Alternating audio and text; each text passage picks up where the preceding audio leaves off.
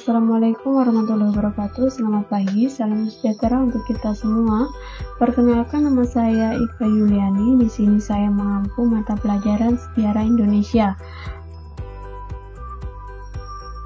Baiklah, langsung saja kita bahas bab pertama, yaitu menelusuri jejak peradaban awal di Indonesia. Cara berpikir kronologis, sinkronik, ruang dan waktu dalam sejarah. Sejak duduk di sekolah dasar, tentu kita telah sering mendengar istilah sejarah. Kita pun pasti telah maklum bahwa sejarah itu berkaitan dengan masa lalu. Namun, bila kita bertanya apa batasan atau definisi sejarah, pasti kita tak langsung tepat menjawabnya secara lugas dan tepat. Kita membutuhkan waktu untuk menjawabnya, dan masing-masing akan mengemukakan batasan yang berbeda bergantung dari sudut mana ia memandang sejarah tersebut. Pertama, pengertian sejarah. Sebelum menginjak pada definisi para ahli, mari kita lihat arti sejarah dari segi etimologis. Dari akar katanya sendiri. Kata sejarah berasal dari bahasa Arab, yaitu syajaratun, yang berarti pohon. Pohon di sini melukiskan pertumbuhan yang terus-menerus dari tanah ke udara dengan berbagai macam organnya. Yang disebut dengan macam organnya itu tuh mulai dari akarnya, batangnya, cabang, daun, bunga serta buahnya. Bagian dari pohon menunjukkan adanya aspek-aspek kehidupan yang satu sama lain saling berhubungan. Jika dikaitkan dengan sejarah, dapat disimpulkan bahwa manusia itu hidup, terus bergerak dan tumbuh seiring perjalanan waktu dan tempat manusia berada. Berikut ini beberapa definisi sejarah menurut para ahli. Yang pertama, menurut Edward Halitkar, sejarah adalah suatu proses interaksi serba terus antara sejarawan dengan fakta-fakta yang ada padanya, suatu dialog tiada henti-hentinya antara masa sekarang dengan masa silam. Sejarah ialah kenangan pengalaman umat manusia, itu menurut Robert Fidelis. Kemudian yang ketiga dari J. Bank, semua peristiwa masa lampau adalah sejarah. Sejarah dapat membantu manusia untuk memahami perilaku manusia pada masa yang lampau, masa sekarang, dan masa yang akan datang. Kemudian yang keempat dari Taufik Abdullah, sejarah harus diartikan sebagai tindakan manusia dalam jangka waktu tertentu pada masa lampau yang dilakukan di tempat tertentu. Kemudian yang kelima dari Muhammad Yamin, sejarah ialah ilmu pengetahuan umum yang berhubungan dengan cerita bertarikh sebagai hasil penafsiran kejadian-kejadian dalam masyarakat manusia pada waktu yang telah lampau atau tanda-tanda yang lain. Dari pengertian dari berbagai para ahli tersebut, maka pengertian sejarah dapat kita simpulkan secara umum. Yang pertama yaitu ilmu yang mempelajari peristiwa yang benar-benar terjadi pada masa lampau. Kemudian yang kedua, cerita atau kisah catatan tentang peristiwa-peristiwa yang terjadi pada masa lampau yang disusun berdasarkan peninggalan atau sumber-sumber sejarah. Kemudian yang ketiga, peristiwa yang benar-benar terjadi pada masa lampau dan membawa perubahan dalam kehidupan manusia sebagai makhluk sosial. Kemudian yang kedua, berpikir diakronis dalam mempelajari sejarah. Berpikir sejarah diakronis sendiri berasal dari kata diakronik, yang terdiri dari dua kata, yaitu dia dalam bahasa Latin artinya melalui atau melampaui, dan chronicus artinya waktu. Di sini diakronis sendiri mempunyai arti yaitu memanjang dalam waktu tetapi terbatas dalam ruang. Berpikir diakronik adalah berpikir kronologis atau bisa disebut urutan dalam menganalisis sesuatu. Kronologis di sini artinya catatan kejadian-kejadian yang diurutkan sesuai dengan waktu kejadiannya. Kronologi dalam peristiwa sejarah sendiri dapat membantu merekonstruksi kembali suatu peristiwa berdasarkan urutan waktu secara tepat. Selain itu, dapat juga membantu untuk membandingkan kejadian sejarah dalam waktu yang sama di tempat berbeda yang terkait peristiwanya. Ciri-ciri berpikir dalam sejarah sebagai berikut. Yang pertama, konsep berpikir kronologis atau diakronis dalam mempelajari kehidupan sosial secara memanjang berdimensi waktu. Kemudian yang kedua, dalam konsep berpikir diakronis memandang masyarakat sebagai suatu yang terus bergerak dan memiliki hubungan kausalitas atau sebab akibat. Yang ketiga, menguraikan proses transformasi yang terus berlangsung dari waktu ke waktu kehidupan masyarakat secara berkesinambungan. Kemudian yang keempat, menguraikan kehidupan masyarakat secara dinamis. Yang kelima, digunakan dalam ilmu sejarah. Baik di sini, sebagai contoh berpikir sejarah secara kronologis atau diakronis, yaitu ketika kita menjelaskan peristiwa detik-detik proklamasi kemerdekaan Indonesia 17 Agustus 1945, harus menjelaskan pula peristiwa-peristiwa yang melatar belakangnya, seperti peristiwa menyerahnya Jepang kepada Sekutu, kemudian reaksi pemuda Indonesia terhadap berita kekalahan Jepang. Yang ketiga, peristiwa Rengas Dengklok, kemudian penyusunan teks proklamasi dan pembacaan teks proklamasi kemerdekaan Indonesia. Oleh karena itu, sejarah mengenal adanya suatu proses kontinuitas atau berkelanjutan. Yang ketiga, berpikir sinkronis. Berpikir sinkronis yaitu berpikir meluas dalam ruang tetapi terbatas dalam waktu. Sinkronis lebih menekankan pada struktur, artinya meluas dalam ruang. Pendekatan sinkronis menganalisa sesuatu tertentu pada saat tertentu, titik tetap pada waktunya. Ini tidak berusaha untuk membuat kesimpulan tentang perkembangan peristiwa yang berkontribusi pada kondisi saat ini, tetapi hanya menganalisis suatu kondisi seperti itu. Di sini ada ciri-ciri berpikir sejarah secara sinkronis sebagai berikut. Yang pertama, dalam kerangka berpikir sinkronis, mengamati kehidupan sosialnya secara meluas berdimensi ruang. Kemudian yang kedua, konsep berpikir sinkronis memandang kehidupan masyarakat sebagai sebuah sistem yang terstruktur dan saling berkaitan antara satu unit dan unit yang lainnya. Dalam menguraikan kehidupan masyarakat secara deskriptif dengan menjelaskan bagian demi bagian. Kemudian yang keempat, menjelaskan struktur dan fungsi dari masing-masing unit dalam kondisi statis. Kemudian yang kelima, digunakan oleh ilmu-ilmu sosial seperti geografi, sosiologi, politik, ekonomi, antropologi, dan arkeolog. Kemudian ada ruang dan waktu dalam sejarah.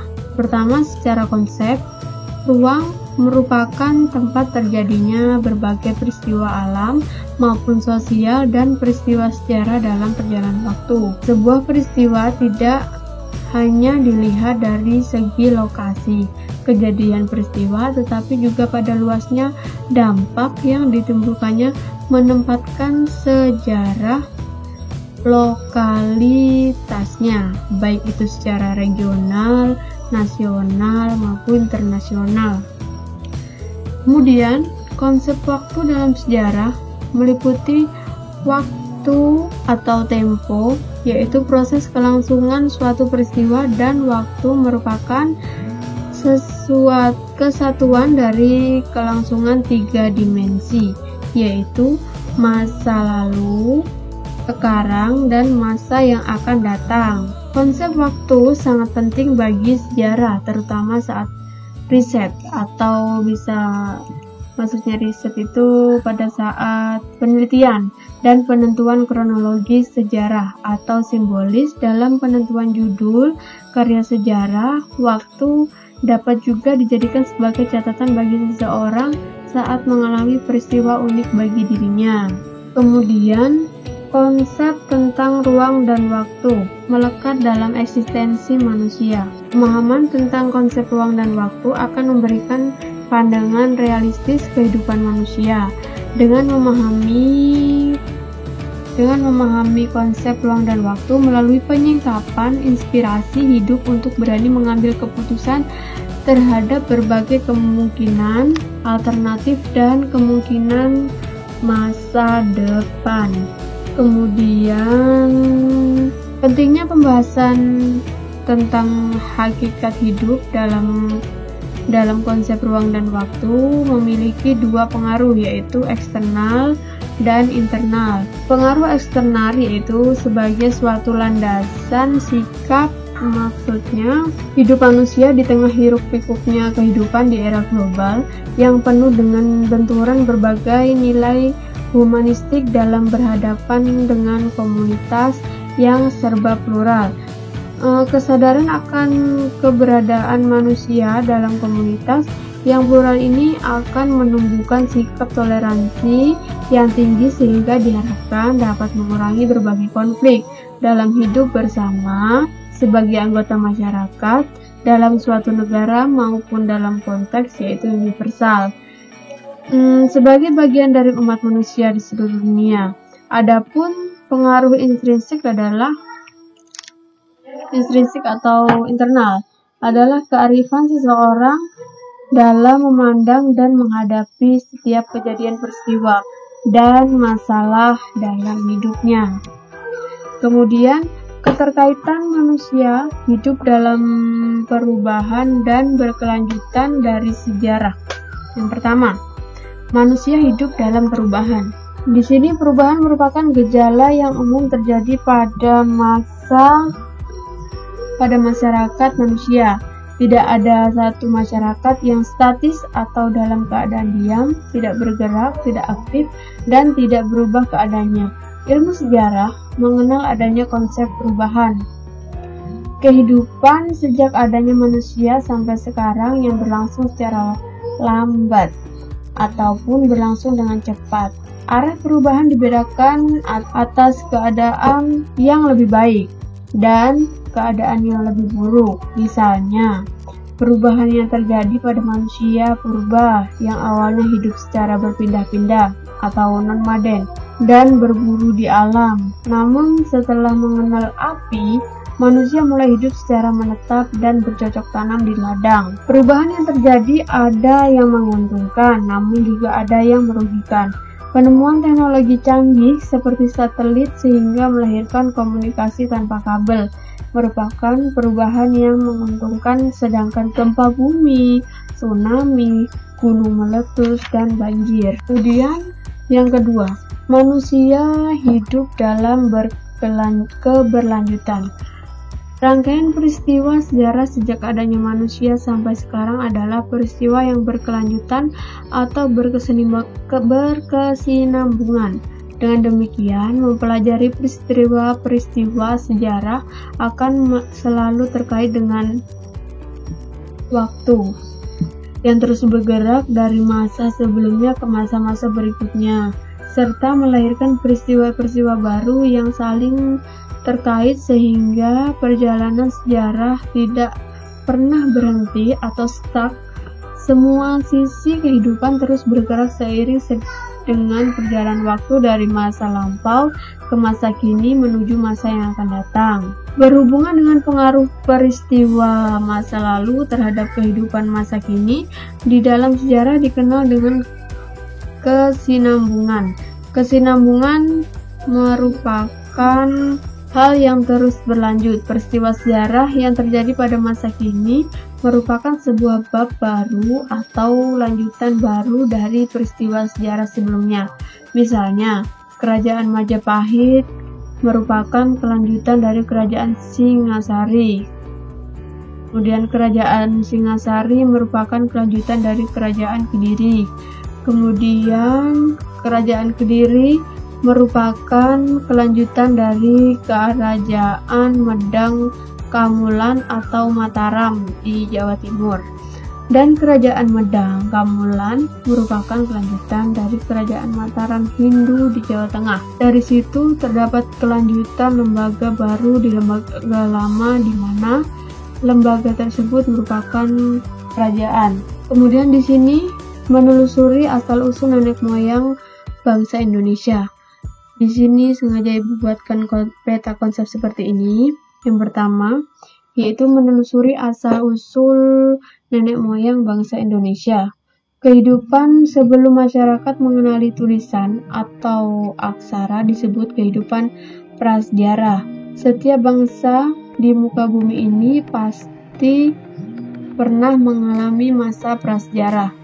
Bangsa-bangsa kuno yang terkenal berkebudayaan tinggi pun seperti Babilonia, Mesopotamia, Assyria, Yunani, Romawi, Maya, Inka, Tiongkok, India pasti pernah mengalami era prasejarah, yaitu zaman sebelum mengenal sistem tulis.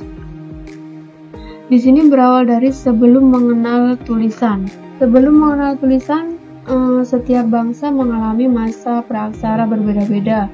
Masa prasejarah Tiongkok tentu tak sama dengan masa prasejarah Indonesia.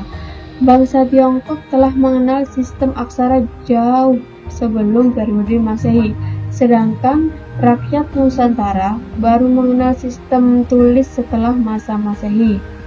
Selain itu, aksara yang dipakai oleh kedua bangsa ini berbeda. Tiongkok memakai aksara Tiongkok, sedangkan Indonesia menggunakan aksara Pallawa. Aksara Pallawa ini pun hasil pengaruh dari orang-orang India Selatan. Akibat dari tiadanya informasi dalam bentuk tulisan ini, maka para peneliti sangat sukar untuk mengetahui kehidupan masa prasejarah. Manusia-manusia prasejarah hanya meninggalkan benda dan artefak kebudayaan mereka.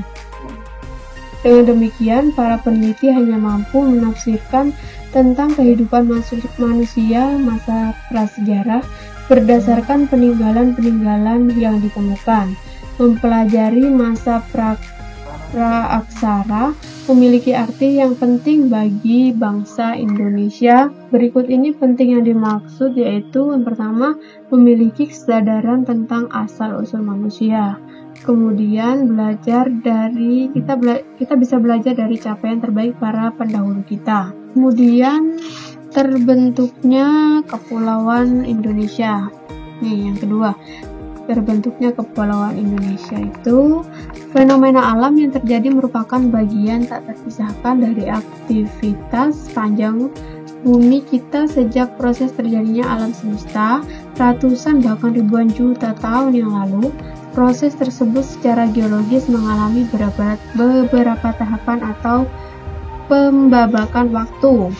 Indonesia merupakan negara kepulauan terbesar di dunia. Bagaimana proses terbentuknya Kepulauan Indonesia? Menurut ilmu kebumian yang lazim saat ini, pembentukan Kepulauan Indonesia terkait dengan teori tektonik lempeng. Teori tektonik lempeng atau tektonik plate adalah teori yang menjelaskan pergerakan di kulit bumi sehingga memunculkan bentuk permukaan bumi seperti yang sekarang kita diami. Kemudian adanya pergerakan subduksi antara dua lempeng menyebabkan terbentuknya deretan gunung berapi dan parit samudra. Demikian pula subduksi antara lempeng Indo-Australia dan lempeng Eurasia menyebabkan terbentuknya deretan gunung berapi yang tak lain adalah bukit barisan di Pulau Sumatera. dan deretan gunung berapi di sepanjang Pulau Jawa, Bali, dan Lombok, serta Parit Samudra yang tak lain adalah Parit Jawa atau Sunda. Kemudian yang ketiga yaitu mengenal manusia purba di Indonesia. Manusia purba merupakan jenis manusia yang hidup berjuta tahun lalu yang belum mengenal tulisan. Peninggalan manusia purba untuk sementara ini yang paling banyak ditemukan berada di Pulau Jawa. Meskipun di daerah lain tentu juga ada, tetapi para peneliti belum berhasil menemukan tinggalan tersebut atau masih sedikit yang berhasil ditemukan, misalnya di Flores, Sangiran, dan Trinil. Wilayah penemuan fosil manusia purba yang pertama, situs Sangiran. Apa itu Sangiran? Sangiran adalah sebuah kompleks situs manusia purba dari kala Pleistosen yang paling lengkap dan paling penting di Indonesia, bahkan di dunia. Kemudian, situs Sangiran memiliki luas kurang lebih 48 km persegi dan sebagian besar berada dalam wilayah administrasi Kecamatan Kalijambe, Kabupaten Sragen, Jawa Tengah. 17 km sebelah utara kota Surakarta, di lembah Bengawan Solo, di kaki Gunung Lewu. Ada sebagian wilayahnya yang merupakan bagian dari Kabupaten Karanganyar di Kecamatan Gondangrejo. Kemudian yang kedua, situs Trinil.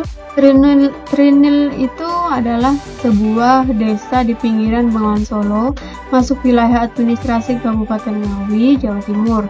Tinggalan purbakala telah lebih dulu ditemukan di daerah ini, jauh sebelum von Koenigswald menemukan Sangiran pada tahun 1934. Kemudian penemuan fosil manusia purba di wilayah Indonesia. Yang pertama, Meganthropus. Von Koenigswald pada tahun 1936 dan 1941 menemukan fosil-fosil manusia purba di Sangiran pada formasi Pucangan. Dengan demikian, hasil fosil manusia purba tersebut diperkirakan hidup 1-2 juta tahun yang lalu. Fosil yang ditemukan berupa fragmen tulang rahang atas dan bawah serta sejumlah gigi lepas. Setelah diteliti, ternyata fosil itu diperkirakan bertumbuh besar, tetapi tidak seberapa tinggi. Oleh karena itu, manusia itu dinamakan Meganthropus. Kemudian yang kedua ada Pithecanthropus, merupakan manusia kera, hidup di zaman Paleolitikum. Fosil ini pertama kali ditemukan oleh Eugene Dubois pada tahun 1981. Dubois menemukan fosil Pithecanthropus di Trinil, daerah Ngawi, pada saat sungai Bengawan Solo sedang kering. Kemudian fosil tersebut dinamai Pithecanthropus erectus, artinya manusia kera yang berjalan tegak. Sekarang nama ilmiah manusia purba Pithecanthropus erectus dikenal dengan nama Homo erectus. Nah, kemudian di Indonesia paling tidak terdapat ada 3 jenis. Yang pertama Pithecanthropus erectus, yang kedua Pithecanthropus mojokertensis, kemudian yang ketiga Pithecanthropus soloensis. Yang pertama tadi Pithecanthropus erectus, yaitu sebagai revolusi temuan-temuan fosil manusia purba yang sejenis. Kemudian Pithecanthropus mojokertensis merupakan penemuan von Koenigswald, menyebutnya dengan nama Pithecanthropus mojokertensis. Penemuannya pada lapisan Pleistosen bawah yang ditemukan di Mojokerto antara tahun 1936 sampai 1941. Kemudian yang ketiga tadi ada Pithecanthropus soloensis, ditemukan di 2 tempat terpisah.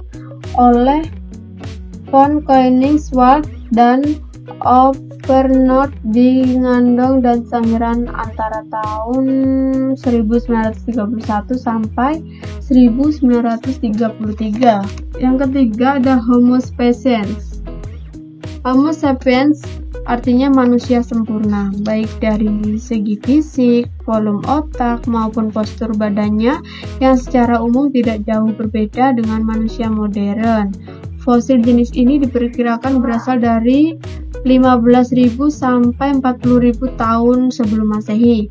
Ciri-ciri manusia jenis Homo sapiens ini adalah fisiknya sudah mirip dengan manusia sekarang.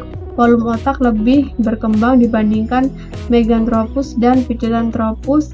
Kemudian alat pengunyah, rahang, gigi, dan otot tengkuk sudah menyusut.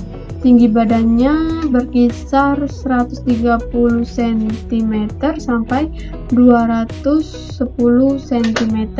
Kemudian corak kehidupan masyarakat pada masyarakat praaksara. Yang pertama ada pola hunian. Pola hunian manusia purba yang memperlihatkan dua karakter khas hunian purba, yaitu kedekatan dengan sumber air dan kehidupan di alam terbuka. Pola hunian itu dapat dilihat dari letak geografis, situs-situs, serta kondisi lingkungannya. Contohnya yang menunjukkan pola hunian seperti itu adalah situs-situs purba di sepanjang aliran Bengawan Solo, Sangiran, Sambung Macan, Trinil, Ngawi, dan Ngandong merupakan contoh-contoh dari adanya kecenderungan manusia purba menghuni lingkungan di pinggir sungai. Kemudian berburu, meramu, sampai bercocok tanam. Masa manusia purba berburu dan meramu itu sering disebut dengan masa food gathering. Hidup mereka umumnya masih tergantung pada alam. Untuk mempertahankan hidupnya, mereka menerapkan pola hidup nomaden atau berpindah-pindah tergantung dari bahan makanan yang tersedia. Alat-alat yang digunakan terbuat dari batu yang masih sederhana. Kemudian tempat-tempat yang dituju oleh komunitas itu umumnya lingkungan dekat sungai, danau, atau sumber air lainnya termasuk di daerah pantai. Mereka hanya mengumpulkan dan menyeleksi makanan karena belum dapat mengusahakan jenis tanaman untuk dijadikan bahan makanan. Kemudian masyarakat tersusun atas kelompok berburu dan terdapat pembagian kerja. Misalnya, kaum laki-laki bertugas melakukan perburuan. Adapun kaum perempuan yang bertugas mengumpulkan makanan, mengurus anak-anak, dan memilih bibit tanaman yang berkualitas untuk ditanam. Pada masa ini, kepercayaan pada dewa-dewa tergambar pada lukisan di dinding-dinding gua. Lukisan-lukisan itu juga mengandung arti kekuatan atau simbol kekuatan, pelindung untuk mencegah roh jahat. Selain itu, lukisan tersebut juga berkaitan dengan perdukunan, misalnya untuk meminta hujan dan kesuburan atau memperingati suatu kejadian penting. Cara kehidupan pada masa bercocok tanam juga berternak dimulai dengan menggarap tanah di sekitarnya. Kebutuhan bahan makan dipenuhi dengan cara bercocok tanam dan beternak atau food produksi. Berusaha menghasilkan sendiri sumber bahan makanan. Bentuk pertama dalam bercocok tanam adalah berhuma atau berladang. Kehidupan bercocok tanam yang pertama kali dikenal manusia adalah berhuma. Teknik pertanian berhuma ini adalah cara bercocok tanam dengan cara membersihkan hutan terlebih dahulu, selanjutnya baru ditanami. Setelah beberapa kali melakukan penanaman dan pemanenan, jika tanah dirasakan sudah tidak subur lagi, maka mereka membuka lahan baru. Cara yang dilakukan sama dengan cara di awal mereka membuka lahan. Mereka akan menebang hutan dan semak belukar untuk ditanam keladi, ubi, sukun, durian, duku, salak, dan tanaman lainnya. Mereka juga berupaya memenuhi kebutuhannya dengan cara berternak. Adapun binatang yang telah diternak adalah ayam, kerbau, babi, dan anjing. Walaupun kehidupan beternak telah dimulai, kebiasaan berburu masih saja tetap mereka lakukan. Kemudian pada masa ini mereka mulai memperhalus peralatannya. Dari sinilah timbul perkakas-perkakas yang lebih beragam dan maju secara teknologi daripada masa berburu dan mengumpulkan makanan, baik yang terbuat dari batu, tulang, ataupun tanah liat. Hasil-hasil temuan yang menunjukkan budaya pada saat itu adalah beliung persegi, kapak lonjong, mata panah, gerabah, dan perhiasan. Mulai muncul perdagangan dengan cara barter, saling bertukar barang sesuai kebutuhan. Perahu dan rakit memegang peranan penting dalam transportasi untuk perdagangan. Pada masa bercocok tanam ini, manusia telah mengenal anggapan bahwa roh manusia setelah mati dianggap tidak hilang, melainkan berada di alam lain yang tidak berbeda jauh dari tempat tinggalnya dahulu. Dengan demikian, karena sewaktu-waktu roh yang bersangkutan dapat dipanggil kembali bila dimintakan bantuannya. Kemudian di sini ada sistem kepercayaan. Dalam perkembangannya, kepadatan penduduk bertambah pada masa perdagangan. Mereka sudah mulai mengenal sistem pengaturan air atau irigasi untuk keperluan bersawah tanpa harus bergantung terus pada alam atau hujan. Adapun dalam beternak, binatang yang diternakan makin beragam, misalnya kuda dan beragam unggas. Teknik pembuatan rumah makin maju dan beragam, daerah menjadi tempat tinggalnya, lingkungan tempat tinggal mulai teratur sehingga membentuk sebuah pedesaan. Dalam masyarakat, perundagian keberadaan logam seperti tembaga, perunggu, besi, dan cara pembuatannya telah lazim dikenal. Oleh karena itu, barang tambang tersebut hanya berada di daerah tertentu, maka dilakukan perdagangan dengan cara tukar-menukar atau barter. Dengan demikian, hubungan satu daerah dengan daerah lain mulai terjalin. Kepercayaan masyarakat pada masa ini tidak jauh berbeda dengan kepercayaan masyarakat di zaman sebelumnya. Inti kepercayaan mereka adalah pemujaan kepada roh nenek moyang. Secara perlahan, kepercayaan ini terus berkembang dan tidak dapat dipisahkan dari kehidupan masyarakat. Kepercayaan dalam masyarakat ini mempunyai kedudukan yang sangat penting. Ini terbukti dengan ditemukannya berbagai alat yang dipakai untuk melaksanakan upacara dan bangunan-bangunan pemujaan. Kemudian, bukti adanya sistem kepercayaan pada zaman batu terlihat melalui peninggalan berupa tugu-tugu batu besar atau bangunan megalitikum yang letaknya berada di puncak bukit, di lereng gunung atau tempat yang lebih tinggi dari daratan sekitarnya. Hal ini muncul dari anggapan masyarakat bahwa roh-roh tersebut berada di suatu tempat yang lebih tinggi. Oleh karena itu, selain ada upacara-upacara penguburan pada zaman tersebut, juga telah muncul upacara-upacara untuk mendirikan bangunan suci atau kebudayaan megalitikum atau batu besar yang meliputi bangunan-bangunan berikut ini. Yang pertama ada menhir. Menhir adalah bangunan yang berupa tugu batu yang didirikan untuk upacara menghormati roh nenek moyang, sehingga bentuk menhir adalah ada yang berdiri tunggal dan ada yang berkelompok. Kemudian yang kedua ada punden berundak-undak. Bangunan dari batu yang bertingkat dan fungsinya sebagai tempat pemujaan terhadap roh nenek moyang yang telah meninggal. Kemudian yang ketiga ada dolmen, merupakan meja dari batu yang berfungsi sebagai tempat meletakkan sajen untuk pemujaan. Yang keempat ada sarkofagus atau kubur batu. Sarkofagus adalah keranda batu atau peti mayat yang terbuat dari batu. Bentuknya menyerupai lesung dari batu utuh yang diberi tutup. Kemudian yang kelima ada arca batu. Arca atau patung-patung dari batu berbentuk binatang atau manusia. Bentuk binatang yang digambarkan adalah gajah, kerbau, harimau, dan monyet. Sedangkan bentuk arca manusia yang ditemukan bersifat dinamis, maksudnya wujudnya manusia dengan penampilan yang dinamis. Seperti arca batu gajah, yaitu patung besar dengan gambaran seseorang yang sedang menunggang binatang yang diburu. Arca tersebut ditemukan di daerah Pasembahan, Sumatera Selatan. Kemudian di sini ada perkembangan teknologi.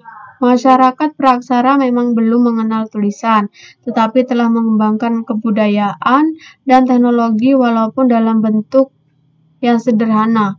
Teknologi waktu itu bermula-mula dari teknologi bebatuan yang digunakan sebagai alat untuk memenuhi kebutuhan. Di sini ada antara batu dan tulang. Maksudnya, peralatan pertama yang digunakan oleh manusia purba adalah alat-alat dari batu yang seadanya dan juga dari tulang. Peralatan ini berkembang pada zaman Paleolitikum atau zaman batu tua. Zaman batu tua ini bertetapan dengan zaman Neozoikum, terutama pada akhir zaman Tersier dan awal zaman Kuarter. Zaman ini berlangsung sekitar 600.000 tahun yang lalu. Kemudian antara yang kedua, antara pantai dan gua. Pola kehidupan manusia terus berkembang seiring dengan perkembangan otak manusia dan lingkungan peradabannya. Dari kehidupan zaman batu tua, kemudian manusia purba memasuki kehidupan zaman batu tengah atau Madya. Hasil kebudayaan yang dihasilkan tentu juga lebih maju daripada zaman sebelumnya. Walaupun demikian, bentuk-bentuk hasil kebudayaan zaman batu tua tidak serta-merta punah, justru mengalami perkembangan atau paling tidak lebih baik dari keadaan sebelumnya. Kemudian yang ketiga adalah mengenal api. Di sini mengenal api. Bagi manusia, api merupakan faktor penting dalam kehidupan. Sebelum ditemukan teknologi listrik, aktivitas manusia sehari-hari hampir dapat dipastikan tidak dapat terlepas dari api untuk memasak. Berdasarkan data arkeologi, penemuan api kira-kira pada 400.000 tahun yang lalu.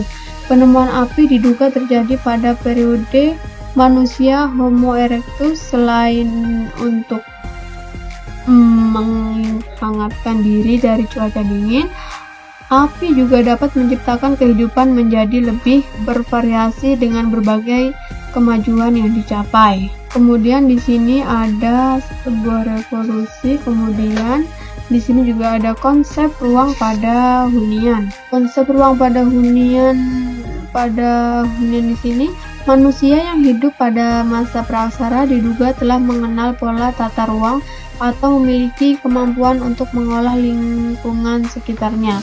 Tindakan untuk membuat tanda di suatu tempat untuk membedakan teritorialnya dengan wilayah lain dapat dikatakan sebagai bentuk awal arsitektur. Bentuk arsitektur masa praksara dapat dilihat dari tempat tinggal manusia purba saat itu, terutama setelah mereka mulai menetap. Adanya gambar-gambar pada dinding gua tempat tinggal mereka tidak hanya mencerminkan aktivitas kehidupan sehari-hari, melainkan juga mengandung nilai-nilai spiritual. Cap tangan dan lukisan di dinding gua yang ditemukan di wilayah Papua, Maluku, dan Sulawesi Selatan dikaitkan dengan ritual penghormatan dan pemujaan arwah nenek moyang, kesuburan, dan inisiasi. Sementara itu, pola hunian di luar ruang, maka pola hunian dengan sistem penada angin yang masih digunakan suku Punan sampai saat ini ialah contoh yang paling baik. Suku Punan sampai saat ini masih tersebar di kawasan Kalimantan. Secara sederhana, Penadah angin adalah konsep tata ruangan yang secara implisit memberikan batas ruang. Mereka cenderung mengikuti ritme atau bentuk geografis alam secara pola hidupnya yang masih bergantung pada alam. Pola garis lengkung tidak teratur seperti aliran sungai, dan pola spiritual mungkin adalah citra pola ruang utama mereka. Pola ruang demikian belum mengutamakan arah utama. Baiklah, demikian yang dapat Ibu sampaikan. Kurang dan lebihnya saya mohon maaf. Wabillahi taufiq wal hidayah. Wassalamualaikum warahmatullahi wabarakatuh.